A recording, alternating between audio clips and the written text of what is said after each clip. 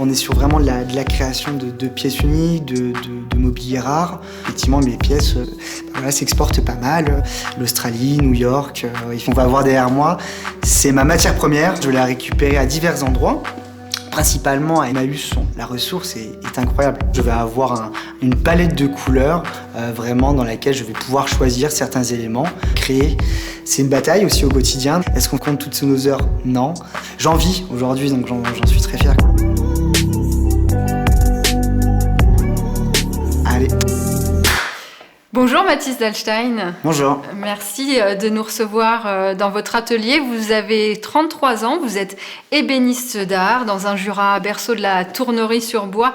Vous êtes un ovni, un original. Plutôt que travailler le bois tant recherché, coupé dans nos forêts d'altitude qui nous entourent, vous préférez sublimer des déchets. Vous métamorphosez des matériaux obsolètes récupérés dans des centres de tri. Vous êtes designer, ébéniste, artiste, installé depuis seulement une dizaine d'années, mais vous êtes déjà fait un nom dans l'univers du design et du luxe. Vos créations, on peut les voir autour de vous. Elles meublent aussi des grands palaces, des hôtels 4 étoiles aux 4 coins du monde. Elles sont exposées dans des galeries d'art, à Paris notamment. Elles vous ont valu un prix national, on en parlera. Vous avez été formé à Moirans-en-Montagne, au lycée professionnel des arts du bois. On va parler de votre parcours, de votre processus créatif, mais aussi de vos engagements écologiques et sociaux. Vous nous accueillez donc, je l'ai dit, dans votre atelier installé au cœur du Haut-Jura. Et ce qu'on voit d'abord derrière vous, ce sont toutes ces planches, ces matières hétéroclites. Ce bois, c'est votre point de départ, c'est par là que tout commence. Effectivement, ce qu'on va voir derrière moi, c'est ma matière première, c'est effectivement la base de mon travail de création, l'essence même de mon travail de composition. Et donc la ressource en fait qui est juste derrière moi, effectivement, c'est ma base de mon travail. C'est avec elle que je vais travailler, composer mes pièces de mobilier et mes pièces artistiques. Donc, où vous allez chercher cette matière? Alors cette matière, effectivement, je vais la récupérer à divers endroits, principalement à Emmaüs, donc de Norges-la-Ville, avec qui j'ai nourri un partenariat depuis maintenant des années, même 10 ans. À côté de Dijon. À côté de Dijon, tout à fait.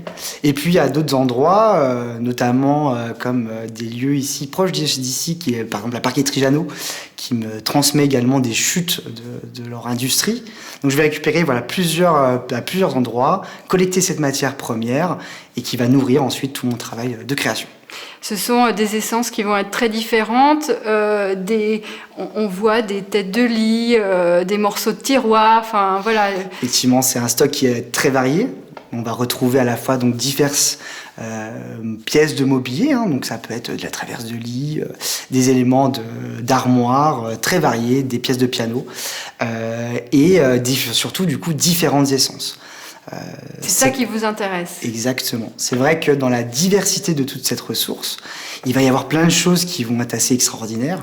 Des matières, une diversité donc d'essences de bois, mais même des choses très subtiles qu'on va retrouver seulement dans les matériaux de récupération et une diversité des nuances de matières complètement incroyables.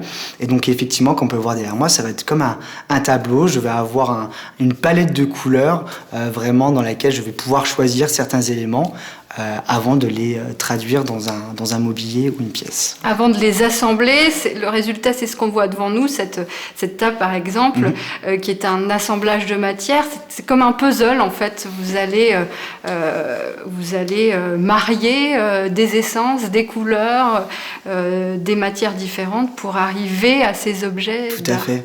Souvent, j'aime dire que c'est une harmonie dissonante, c'est-à-dire c'est vraiment composer cette matière, jouer avec la couleur, la matière, leur histoire, donner du sens de nouveau à ce travail de composition. Et puis, je vais prendre le temps vraiment de sélectionner dans ces pièces-là des choses qui ont certaines subtilités, un choix de veinage particulier, mettre en avant certaines choses.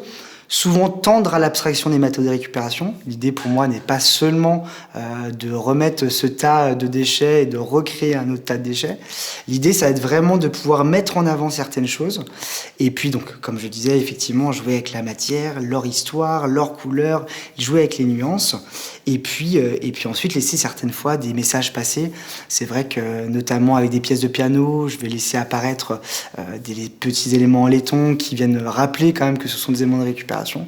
Et donc tout cet ensemble-là vont créer vraiment des pièces qui sont assez surprenantes, qui vont aussi nous interroger et qui vont nous permettre aussi de comprendre toute la démarche qu'il y a derrière, de récupération de matériaux de récupération.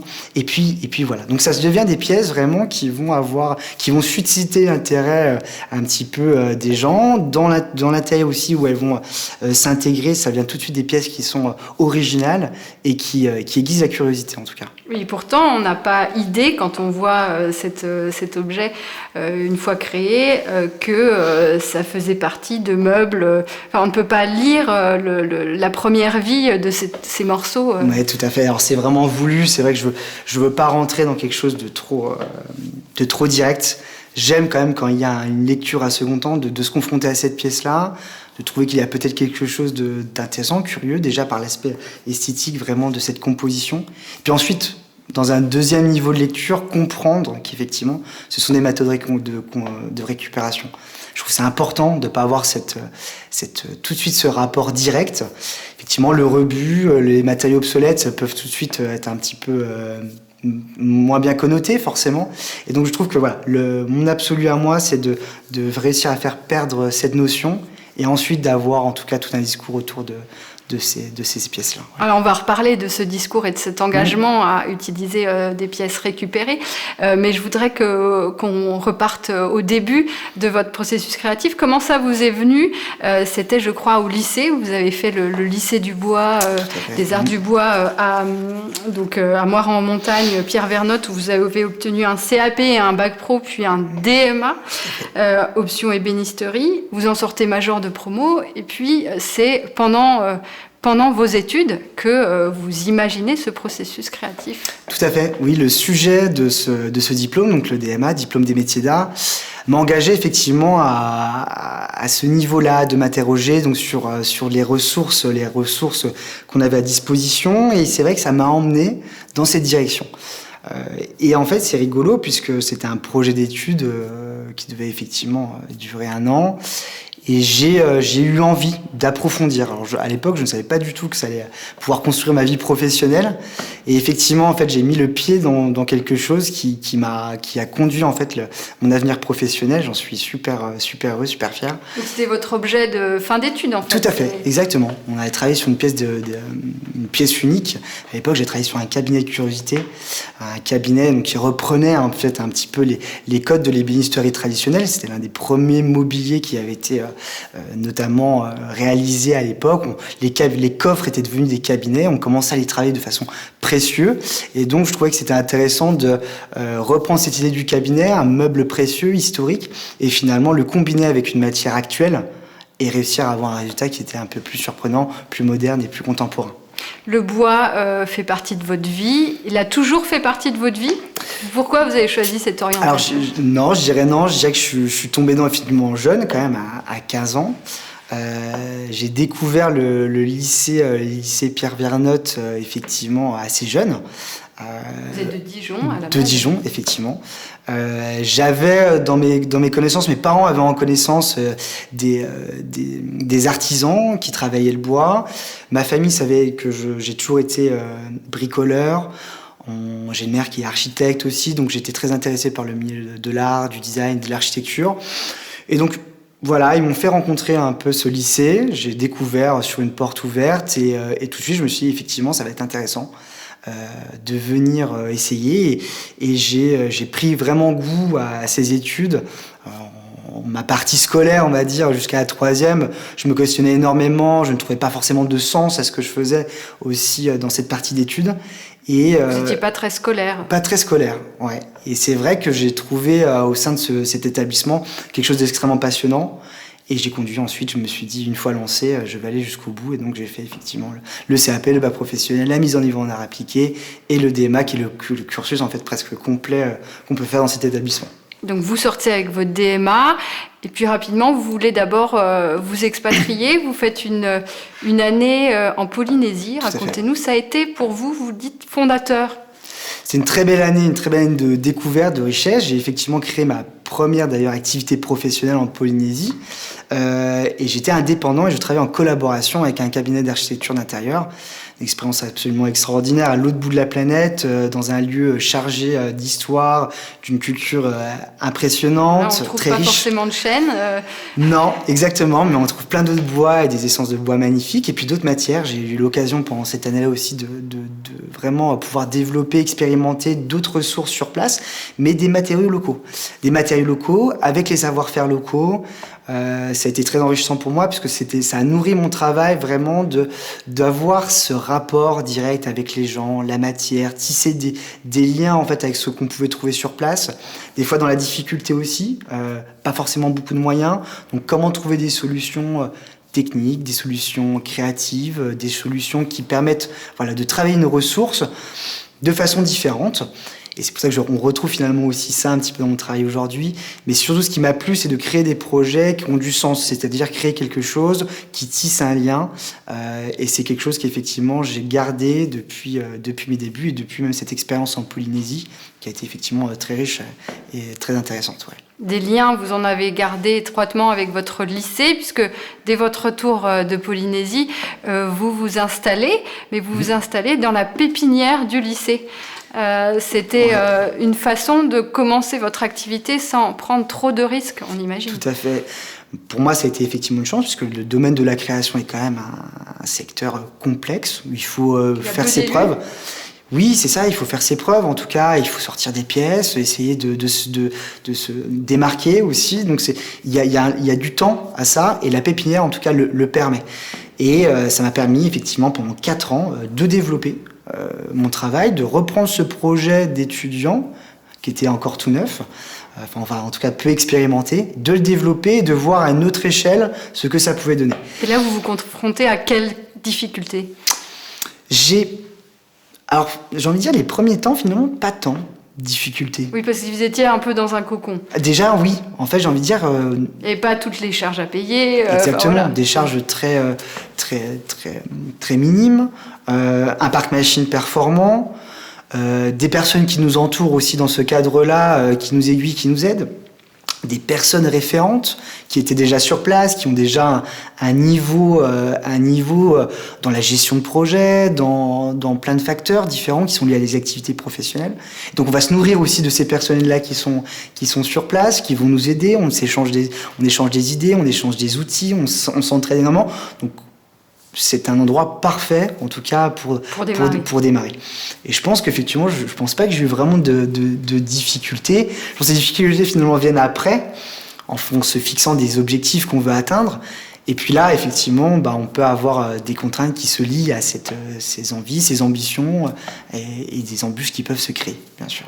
Mais finalement, très vite, vous avez réussi à attirer l'œil, en tout cas à avoir à être lauréat d'un prix, le prix national création du concours Atelier d'art de France, c'était en 2019. Donc ça a été quand même assez rapide pour vous, cette reconnaissance. À partir de quel moment vous vous êtes dit, ça marche, quoi. Je crois que je tiens un truc.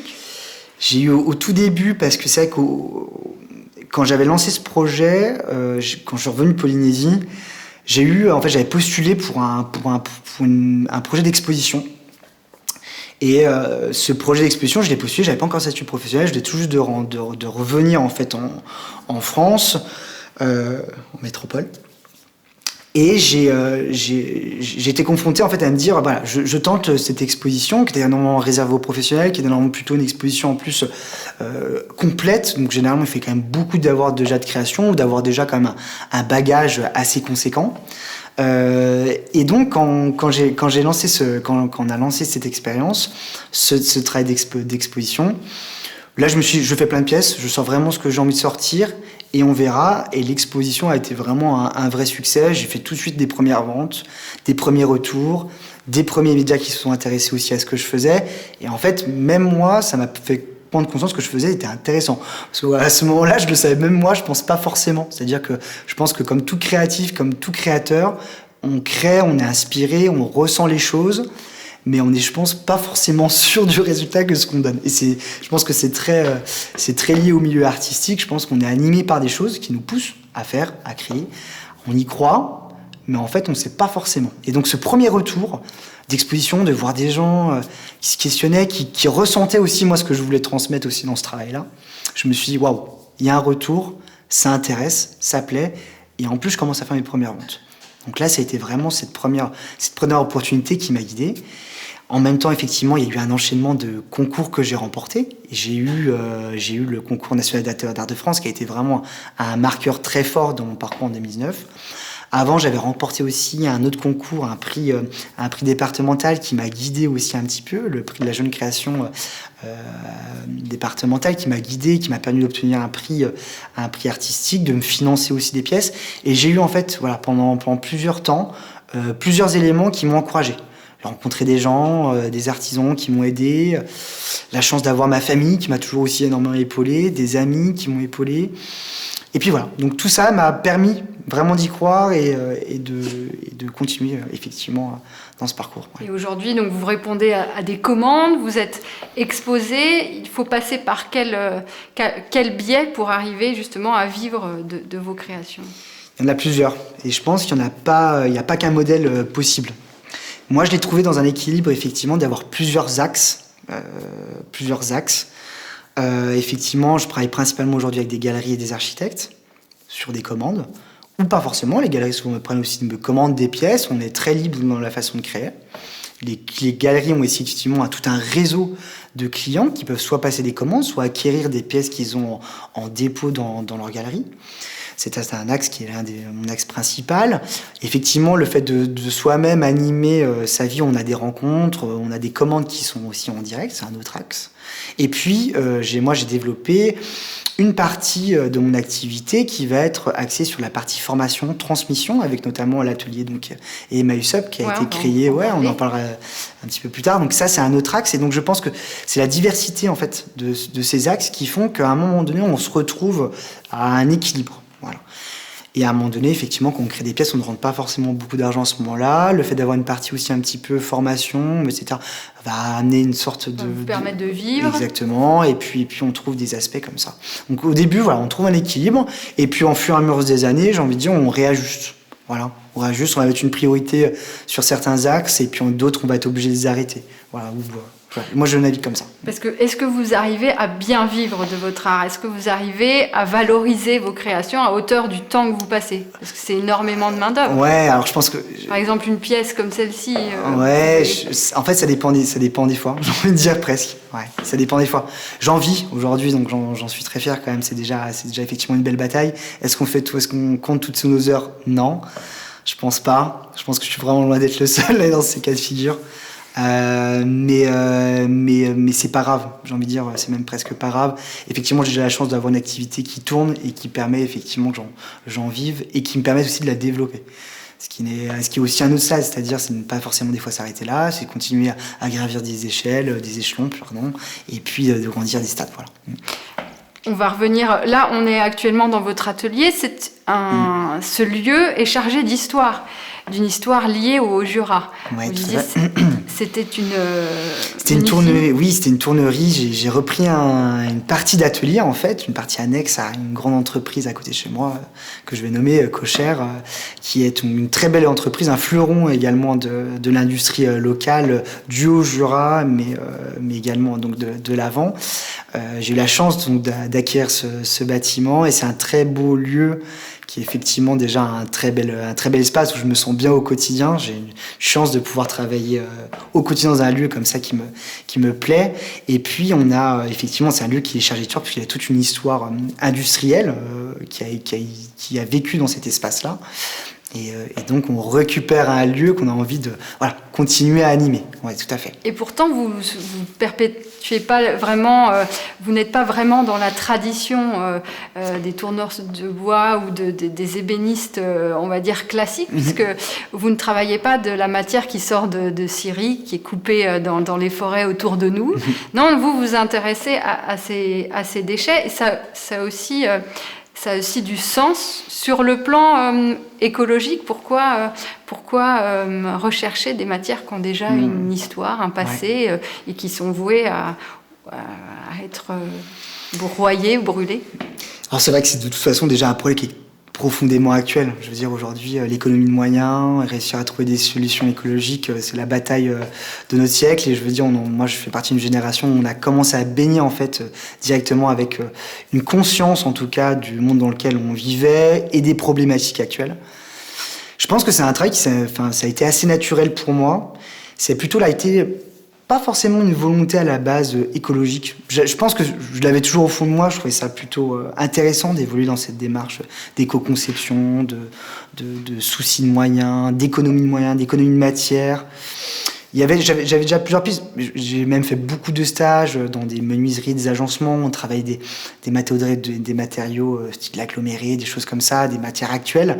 Et qui, pour le coup, je trouvais qu'il y avait, ces matières n'avaient aucun sens. Surtout, n'évoquaient rien de particulier. Et je n'aime pas forcément d'ailleurs travailler avec ces ressources-là. Et puis je pense que ça a été la confrontation en fait vraiment avec avec Emmaüs, en tout cas le centre de tri qui était à Emmaüs, ou qui récupérait tout, donc les déchets bois de tout le Grand Dijon. La confrontation de ce lieu gigantesque, cet hangar immense qui était submergé de matière et de bois, et qu'en fait quand je voyais en me disant mais il y a des possibilités en fait incroyables avec cette ressource, je me suis dit mais il y a en fait vraiment quelque chose à faire. Alors aujourd'hui, effectivement, ce projet a du sens, il est profondément actuel, il répond tout à fait à des soucis, à nos enjeux. Mais je pense qu'il y avait aussi quelque part, au fond de moi, même un besoin de répondre à l'absurdité de cette ressource qui était là, ce gisement qui était là, prêt à être broyé pour en faire, dans un second temps, soit des matériaux comme de l'aggloméré, ou enfouis ou incinérés. Voilà. Et pourtant, on peut trouver des très très belles pièces dans cet état, tout à fait. Comme vous disiez. Oui, c'est ça. C'est jamais envie.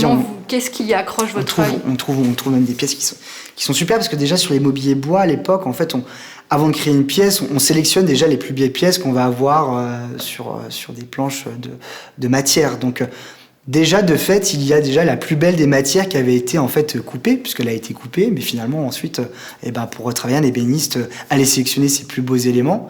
Et donc moi, j'arrive déjà avec finalement les plus beaux éléments. Bon, malheureusement, ils sont tout de suite aussi généralement broyés, maltraités. Donc il y a des aspérités, des trous, des assemblages. Donc il va falloir trouver un petit peu des subterfuges, en tout cas, pour dissimuler ou passer à côté de ces éléments. Mais en tout cas, effectivement, la ressource est incroyable. Bien plus même, j'ai envie de dire, que ce qu'on pourrait retrouver presque déjà dans des scieries qui ont aussi des très belles matières, mais en tout cas, il y a une diversité magique. Est-ce qu'on trouvera toujours cette diversité et cette très belle confection dans les années à venir ?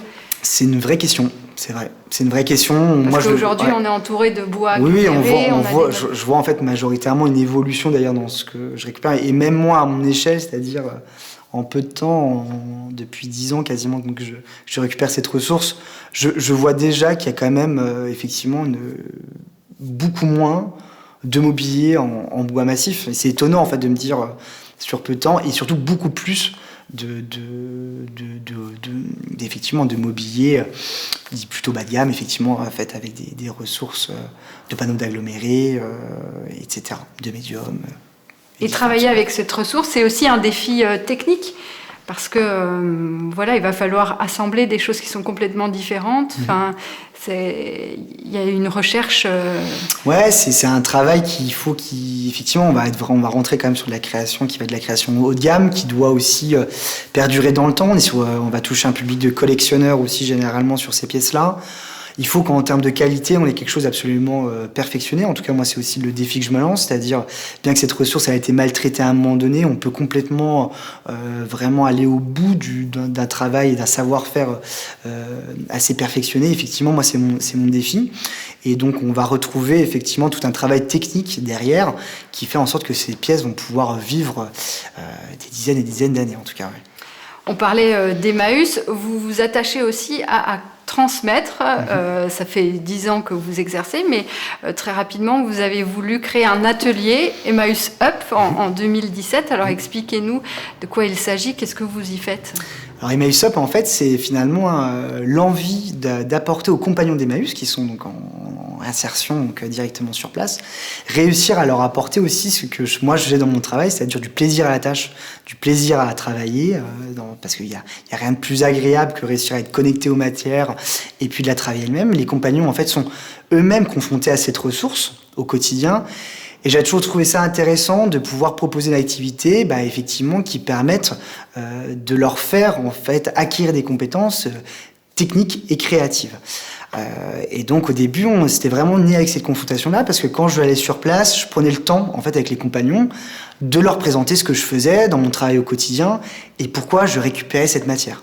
J'étais directement lié sur cet énorme tas de matière et effectivement, les mecs qui bossaient sur place me disaient mais qu'est-ce que tu fais quoi. Et donc moi je prenais le temps de montrer, je prenais mes carnets de croquis, je prenais des photos et je leur montrais que effectivement il y avait une seconde vie derrière tout ça, qu'il y avait des possibilités et je voyais qu'effectivement ça les stimulait. Je me suis dit ça serait génial qu'un jour on puisse mener à bien ce projet. On a créé un atelier sur place. Alors au début il y avait vraiment absolument rien du tout. On avait très peu de choses.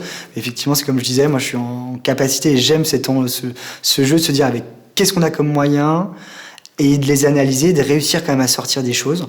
Et on a réussi quand même à faire des choses d'ailleurs assez surprenantes finalement avec quasiment très peu d'outillage, très peu de moyens. Et on a été financé d'ailleurs par la DRAC. Je vous en remercie au tout début de ce projet. Et ça a duré 3 mois. Et en fait, on s'est vraiment rendu compte que ça apportait quelque chose. Alors, ça apportait quelque chose déjà pour eux, en tant que compagnons, qui ont des conditions des fois compliquées, qui ont une histoire de vie des fois aussi pas évidente, complexe. On sentait que cet atelier, en fait, prenait encore plus de sens. C'est-à-dire, c'était cette matière qui était sur place, c'était les compagnons qui la transformaient, ils prenaient énormément de plaisir. Et en fait, c'est toutes les valeurs d'Emmaüs. Et puis, donc, ce projet s'est développé. Aujourd'hui, on a développé 2 espaces avec Claire Martin qui a repris un espace couture, donc qui permet aussi de toucher un autre public d'Emmaüs, parce qu'on se rendait compte que dans l'atelier bois, les femmes n'osaient pas forcément venir, mais on avait envie aussi de trouver une solution peut-être pour créer un espace aussi où les femmes se sentent plus à l'aise. On avait beaucoup de couturières qui étaient à Emmaüs, donc on a eu l'idée de se dire allez, on ouvre un espace aussi couture, ce sera peut-être plus facile, et aussi de créer de la mixité, c'est-à-dire que maintenant aussi on essaie de faire échanger un petit peu les ateliers pour pas qu'on se dise tiens, le bois c'est que pour les hommes et la couture que pour les femmes. On fait échanger et on a maintenant des publics un peu divers qui viennent dans nos espaces. Et donc, on a vraiment 2 espaces absolument super au sein d'Emmaüs et qu'on continue à développer. C'est un projet qu'on espère continuer à mener à la fois pour le bien des compagnons, pour leur plaisir, pour le nôtre aussi, parce qu'on prend énormément de plaisir à faire, et puis aussi pour les valeurs d'Emmaüs qu'on défend énormément au travers de ce projet. Ouais. Aujourd'hui, vous donc créez ces pièces uniques qui partent un petit peu dans le monde entier. Vous développez des projets. Vous avez vendu récemment, par exemple, en Australie. Oui, tout à fait. On peut le dire. Oui, on peut le dire. Qu'est-ce que vous dites aux jeunes créateurs qui se lancent comme ça, qui ont votre parcours, qui commence en pépinière ou qui rêvent de créer à leur tour? Qu'est-ce que vous avez envie de leur dire Je me sens encore très jeune encore dans mon parcours, mais c'est vrai que oui, mais en même temps, ça a été très vite pour vous. Oui, puis en même temps, effectivement, quand on se lance, je pense qu'il faut vraiment y croire. Il faut y croire tout de suite. C'est-à-dire il faut le ressentir en soi. Pas se laisser déstabiliser effectivement quand il y a des situations complexes, parce que ça va forcément arriver. Et j'en ai au quotidien, je pense que je vais encore être confronté à pas mal de soucis dans l'évolution de ce travail, mais je pense qu'on y est lié, c'est inéluctable. En tout cas, je pense qu'il faut croire à ce projet, s'entourer. En fait, je pense que c'est essentiel de partager son travail. Et je pense que naturellement, en fait, les gens viennent aussi un peu aider, soutenir ce projet. Moi, je pense que j'aurais jamais réussi sans le soutien de beaucoup de personnes. Donc, je pense qu'il faut pas hésiter à partager, prendre des risques, partager, et puis surtout travailler. Beaucoup. Parce qu'effectivement, c'est ça. En fait, c'est passer beaucoup de temps. Ça demande énormément de tâches, pas forcément qu'être à l'atelier, pas forcément qu'être dans des travails, on va dire, sur des tâches, on va dire, techniques ou créatives. Ça va être surtout travailler, penser, réfléchir, rêver où est-ce qu'on veut arriver et passer beaucoup de temps, pas avoir peur de ça. Et puis je pense qu'après, les choses se font un petit peu d'elles-mêmes.